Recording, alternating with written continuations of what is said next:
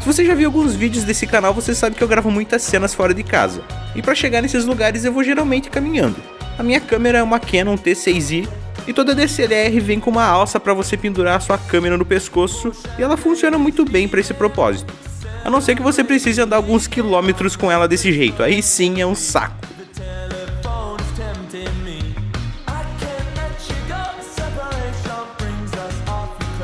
E para resolver esse problema, ou você compra uma bolsa, ou você compra pela internet uma alça para mão. Mas pra que comprar na internet se dá pra fazer em casa de uma maneira bem mais da hora? Então nesse vídeo aqui eu vou mostrar pra você como eu fiz a minha. Primeiramente eu peguei uma cinta velha que tinha aqui em casa e tirei fora esse negócio de metal que tinha nela.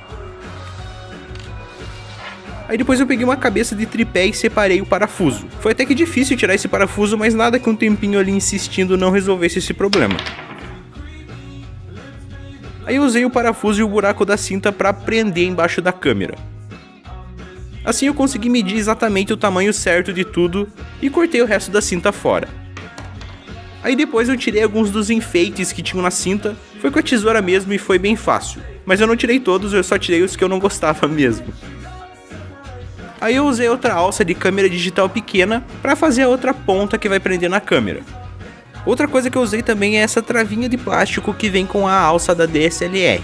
Ela vai ser bem importante depois. Para que todos os cortes que eu fiz ficassem bem resistentes, eu queimei todas as pontas soltas e eu queimei também o buraquinho do cinto com o próprio parafuso para ele ficar mais resistente também.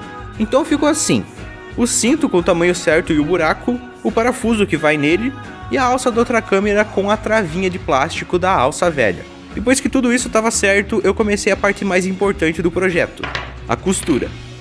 Eu descobri que é bem difícil colocar a linha dentro da agulha enquanto você olha pelo visor da câmera, mas eventualmente eu consegui e depois disso eu só costurei tudo e o resultado final ficou assim.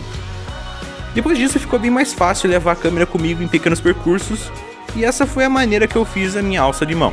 Eu sei que eu digo muito esse tipo de coisa no canal, mas com certeza ela vai ser muito útil a partir de agora.